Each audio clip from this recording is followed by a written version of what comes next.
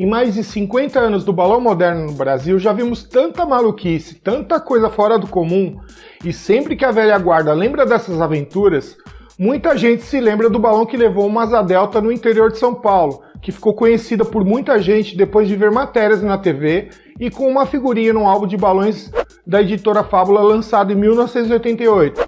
Em 30 segundos vamos conhecer essa história que completa 35 anos exatamente hoje. Não sai daí!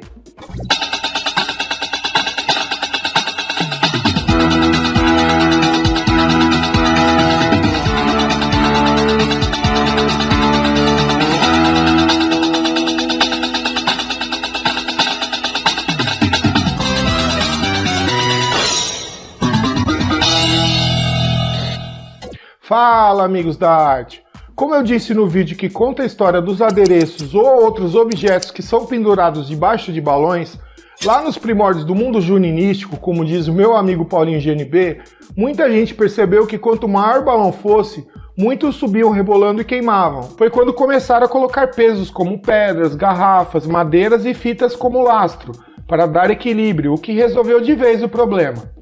Aí chegou o balão moderno no final da década de 60 e começo dos anos 70, e começaram a surgir as armações, os letreiros, fogueteiros, bandeiras e os adereços, principalmente nos Montgolfier.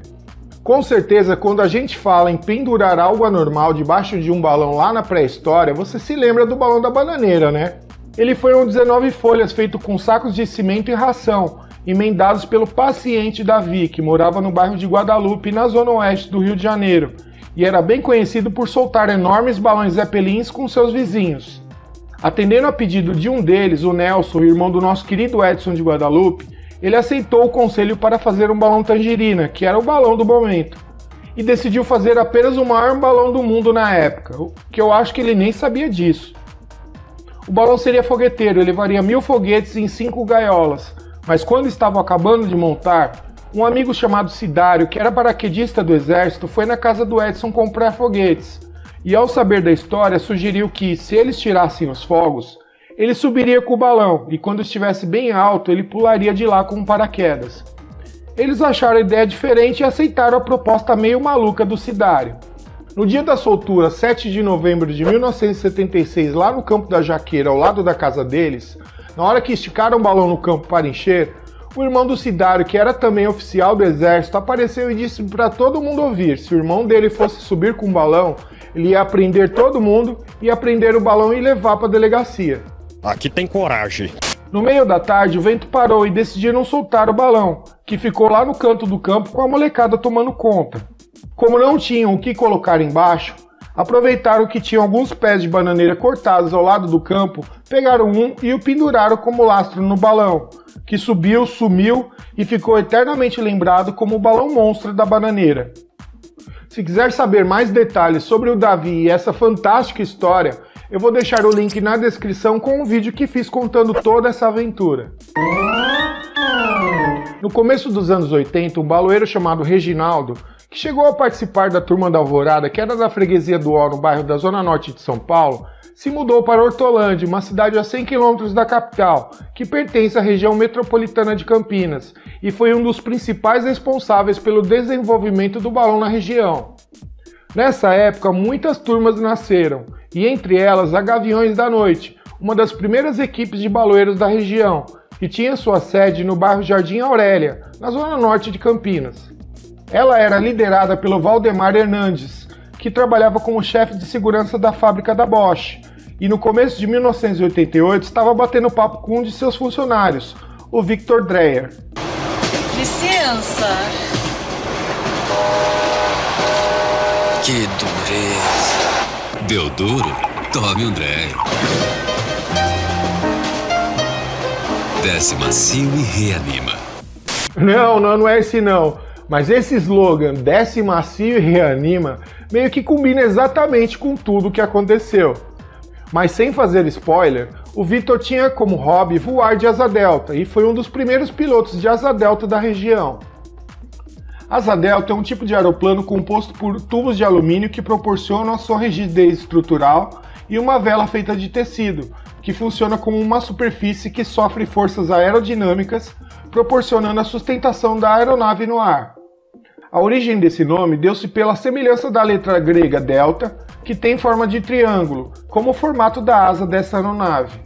No final do século VI, os chineses construíram pipas gigantes com aerodinâmica suficiente para sustentar o peso de uma pessoa de 80 quilos.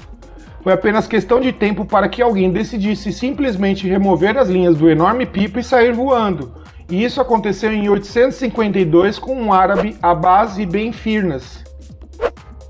A asa delta, como conhecemos hoje, foi criada pelo engenheiro alemão Carl Wilhelm Otto Lilienthal, ou apenas Otto Lilienthal, como ele era conhecido, por volta de 1891. Ele foi um dos pioneiros em estudos da aviação, e faz parte daquela época onde muita gente fazia de tudo para conseguir voar. Ele é considerado o primeiro homem fotografado em voo e o primeiro piloto de asa delta da história. 5 anos depois, em 9 de agosto de 1896, durante um voo ele caiu de uma altura de 17 metros e se quebrou todinho, e morreu no dia seguinte. No Brasil, tudo começou em julho de 1974, quando um piloto francês fez um voo do Alto do Corcovado no Rio de Janeiro. O feito chamou a atenção de muitas pessoas, e 2 interessados em aprender a voar conseguiram encontrar o tal francês, e ele topou lhes ensinar, mas precisavam encontrar um local para as aulas.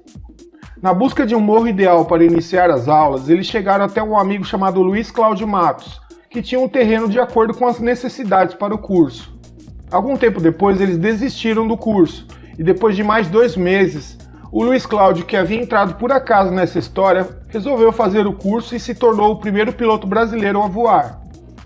Seu primeiro voo foi realizado no dia 7 de setembro de 1974, do topo da Pedra da Agulhinha, em São Conrado. Algumas semanas depois, devido à dificuldade de acesso à Pedra da Agulhinha, Luiz Cláudio abriu outra rampa no pé da Pedra Bonita. Em novembro de 1975, o número de pilotos já era mais de uma dezena, e resolveram então realizar o primeiro campeonato brasileiro de voo livre. O recorde mundial de distância em linha reta alcançado por uma asa delta é de 768 km e foi registrado em 2012 pelo australiano Johnny Duran, que decolou de Zapata e pousou próximo à cidade de Lubbock, ambas no Texas, nos Estados Unidos. No ano seguinte, em 15 de outubro de 2013, o piloto brasileiro Eduardo Fernandes bateu o recorde mundial de distância de voo em uma asa delta, 576 km, decolando de uma rampa, ao contrário do voo de Duran, que decolou rebocado por um avião de pequeno porte. No começo de 1988, durante um bate-papo entre o Valdemar e o Vitor, ele achava que os balões de papel só podiam levar bandeiras, painéis com lanternas e fogos, e o Valdemar garantiu que os balões eram tão fortes que podiam até carregá-lo com uma asa delta. Na época, o recorde de altura que um homem tinha pulado de asa delta, de acordo com o Guinness Book e o famoso livro dos recordes, era de 500 metros. Depois desse bate-papo misturado com desafio, o Valdemar foi pesquisar sobre como era esse tal recorde, e com essa informação, dias depois, ele chamou o Vitor e fez a seguinte maluca proposta: eu faço um balão que pode te levar junto com a asa delta a uma altura acima do recorde mundial, e chegando lá você pode se soltar, voar e descer com a sua asa delta, batendo o recorde mundial. Que legal! É óbvio que ele topou. Aí nasceu a maluca aventura que já virou um conto urbano em toda a região e é lembrada até os dias de hoje. Eles fizeram as contas entre o peso do Vitor, a asa delta e uma margem de segurança e decidiram que o balão ideal para levar tudo isso deveria ser um 10 folhas, que foi cortado com 40 kg de Hulk azul, cintado com o famoso rame-cifa de 5 fios e tinha cintas brancas por todo o balão, até na vertical. A boca tinha por volta de 2 metros de diâmetro e foi feita com uma barra de 6 metros de ferro. E a aranha com 20 kg de barras de 1/4 de polegada, o famoso vergalhão de construção, que levou uma bucha de estopa parafinada de por volta de 80 kg. Com tudo pronto, enviaram convites para tudo quanto era lado, de baloeiras a escolas e até mesmo para a Prefeitura de Campinas, marcando a soltura para as 14 horas de um sábado, 7 de maio de 1988. Com tanta divulgação, obviamente, a imprensa ficou sabendo, e diversos veículos de mídia, com helicóptero e tudo, estavam lá para cobrir a tentativa de quebra do recorde com a soltura do balão. Com cerca de 10 mil pessoas presentes, na conhecida Pedreira do Garcia, que fica no bairro Jardim Garcia, atrás de onde hoje tem o Leroy Merlin, começaram a encher o balão por volta das 3h30 da tarde.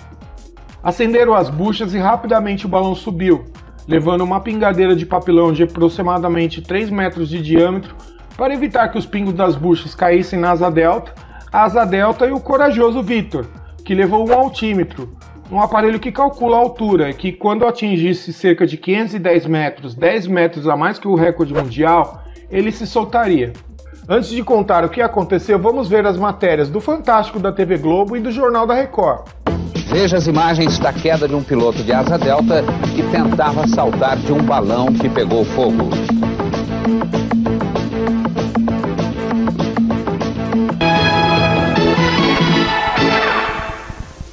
Mais um espetáculo impressionante.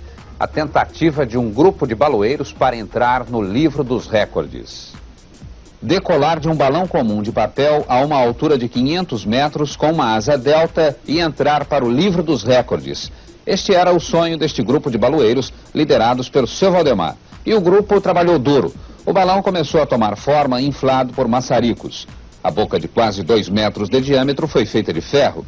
Para segurança e amarração, foram utilizados 12.000 metros de cordas de algodão e outros 12.000 metros de fitas, o suficiente para o balão, com 16 metros de diâmetro e 30 metros de altura, o equivalente a um edifício de 10 andares.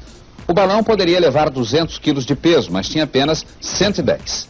Tudo pronto. O piloto Vitor recebeu até o beijo de boa sorte da mulher. A subida começou perfeita, mas uma rajada de vento fez o balão queimar. Agora, veja as imagens feitas por um cinegrafista amador. A aterrissagem aconteceu com parte da asa danificada. O piloto bateu com a asa no chão, amortecendo a queda. Foi um grande susto. Ele caiu numa estrada de serviço, sem ferimentos e sem o recorde que pretendia e ainda pretende quebrar. Não sei, o balão pegou fogo, né? Mas e aí, o que deu? Deu uma guinada, de repente você viu ou tava caindo? Ah, eu senti a descida dele, aí eu puxei a corda, mas o nó não abriu na primeira, na segunda que eu puxei eu já tava despencando a cangaia. A direção do vento em cima pegou um redemoinho e nesse redemoinho abriu o bico. Então abrindo o bico sai toda a pressão do balão, a tocha cai. Então ele caiu peneirando e na planagem. Vamos estudar tudo de novo? Eu de balão não entendo nada. Vamos estudar o projeto de novo, refazer o balão para tentar novamente. Vamos. O Vitor está disposto então. O susto não valeu? Não.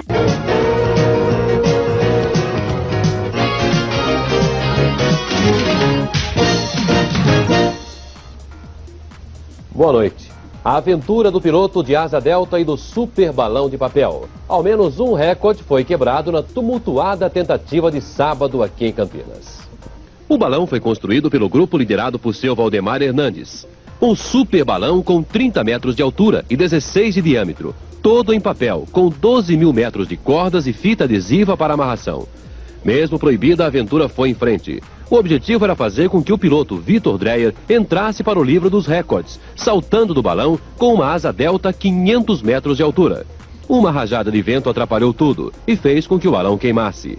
Depois do pouso forçado e sem ferimentos, o piloto garante que a aventura não terminou. Ele vai tentar de novo, animado pelo outro recorde que conseguiu. É o homem que mais subiu no balão de papel, chegando aos 621 metros de altura.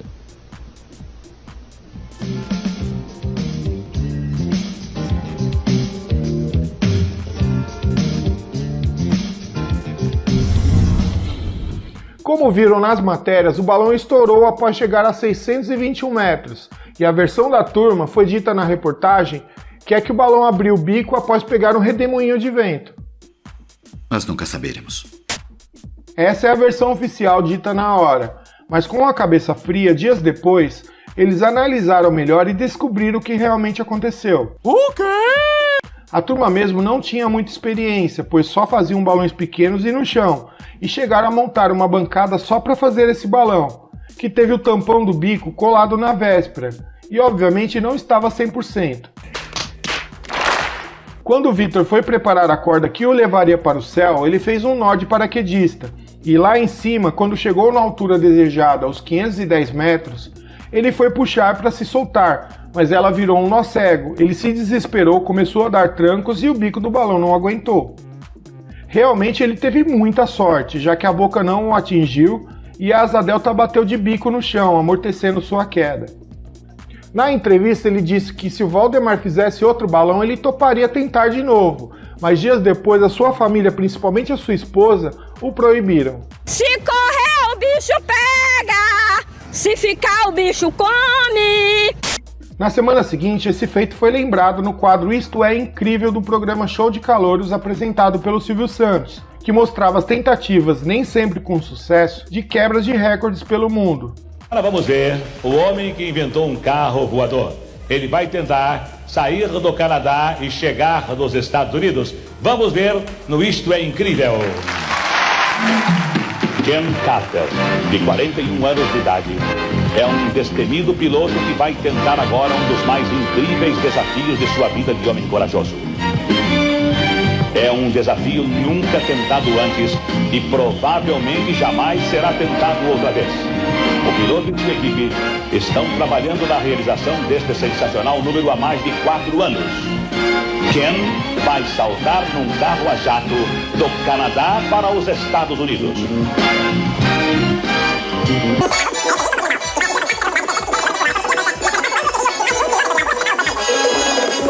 É dado o sinal.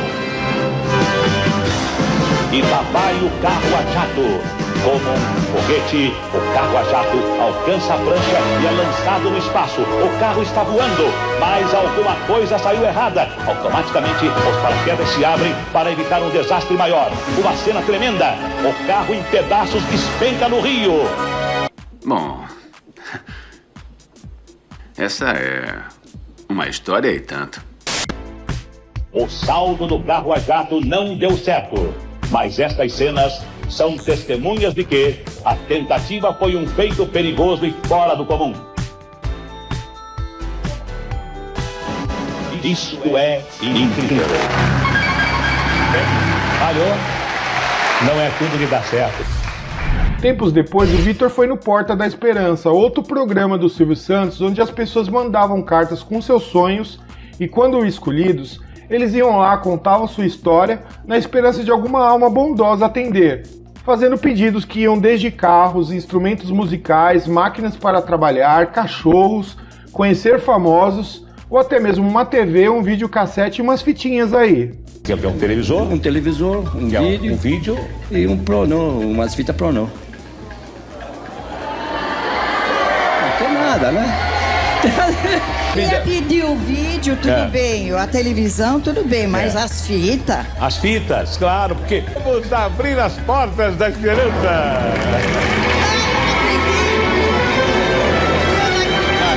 Aqui o Jorge, aqui. Ô, Jorge, olha aqui, ó, Jorge. Olha aqui, ó. Isso aí deve ser o quê? Francesa? Não, é americana. Americano? Essa é americana. Olha, ó. O que você acha? Aqui, ó, olha essa aqui, ó. Olha essa aqui, ó. Vixe Maria! Tô feito da vida, Silvio. Não, tá, não. Não são as boas mesmo, não são essas, não. Essas são bem feitas, mas não são boas. Mas aqui, não, essa aqui é...